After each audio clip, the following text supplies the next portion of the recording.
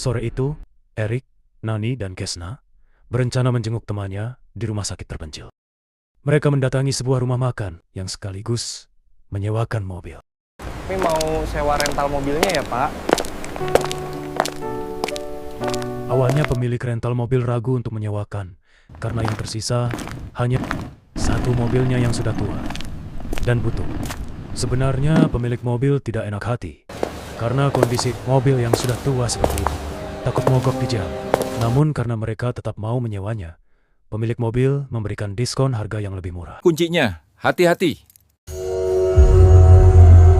Kami mau jenguk teman di rumah sakit dekat Gunung Merintih, Pak.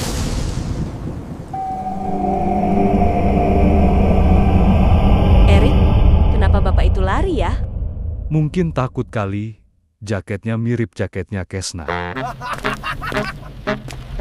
Murah. Yang penting nyampe. Mobil begini masih jalan aja. Kayak dari zaman Orde Baru. Nani memasang kamera di dashboard mobil untuk merekam kenangan selama di perjalanan nanti. Biar ada dokumentasi dan kenang-kenangan. Santai. Ini mobil veteran, tahan banting. Kalau mogok nanti bagaimana? Akhirnya mereka segera berangkat menuju rumah sakit terpencil yang jaraknya 2 jam dari tengah kota. Jalannya memang sepi ya? Katanya di jalan ini suka ada yang nebeng numpang.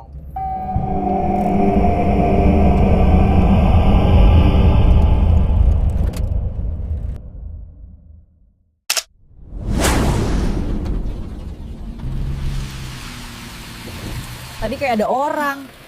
Tanpa mereka sadari, sesaat setelah melewati sebuah area, makam di layar dashboard menampilkan sosok misterius yang tidak mereka kenal. Duduk ikut menumpang kursi belakang.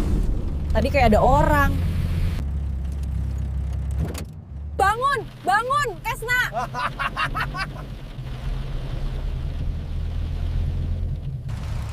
Mereka terus melaju melewati jalan hutan yang sunyi, perbukitan berbatu, hingga jalan berlumpur di tengah perkebunan. Hujan juga turun dengan lebat. Ada yang ikut sejak melewati makam tadi.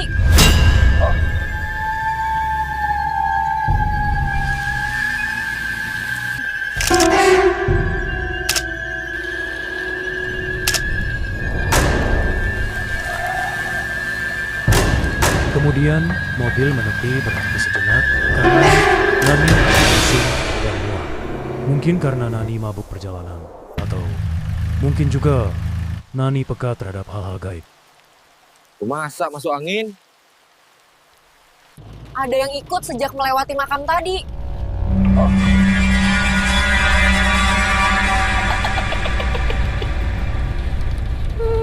Tapi Erik tidak sengaja, karena dari tadi jalan cuma satu dan tidak pernah menjumpai peserta jalan.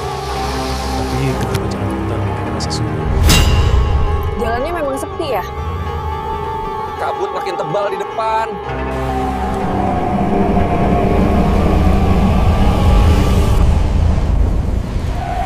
Mereka akhirnya lega ketika menemui jalan yang beraspal lagi. Mungkin tandanya pemukiman tempat keramaian sudah dekat. Hingga tiba-tiba mereka sudah sampai di depan sebuah rumah sakit. Tapi bukan rumah sakit itu yang menjadi tujuan mereka. Di depan, mereka tampak sebuah rumah sakit yang sudah berdiri. Di mana ini kita?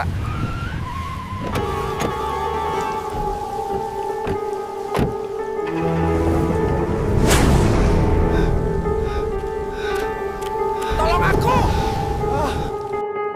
Tolong aku! Kesna seperti ditarik oleh sesuatu yang tak kasat mata. Diseret masuk ke dalam rumah sakit terbengkalai.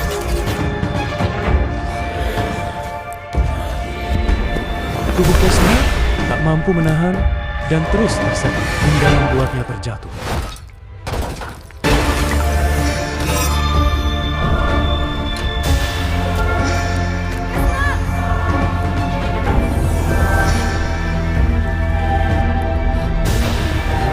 Nani segera berlari masuk ke dalam rumah sakit terbengkalai itu untuk menolong Kesna. Meski firasat kami mengetahui kalau di dalam rumah sakit terbengkalai itu menyimpan banyak misteri dan banyak sosok seram.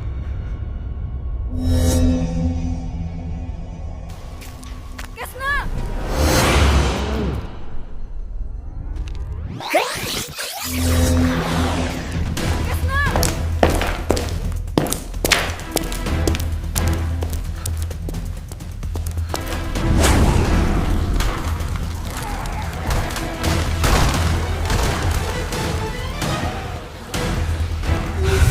Kesna terbangun dari pingsan dan syok melihat banyak tulang belulang manusia berserakan di sekitarnya. Kesna hendak pergi meninggalkan ruangan, tapi tubuhnya tadi dan diseret lagi oleh sesuatu yang memaksa.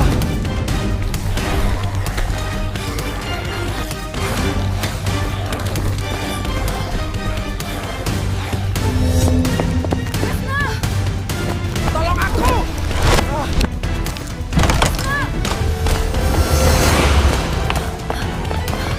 Ayo, kita cepat pergi dari sini. Lompat! Untuk menghindari kejaran sosok-sosok seram, mereka berdua pun segera melompat dari lantai.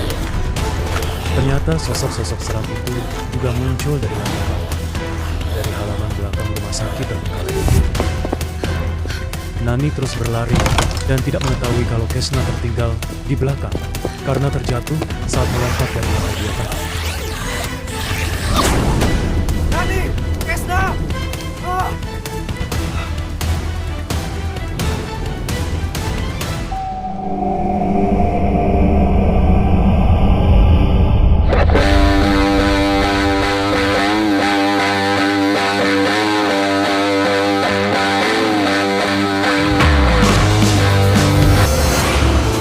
Memberanikan diri masuk ke rumah sakit yang tampaknya sudah terbengkalai selama puluhan tahun itu untuk mencari Kesna.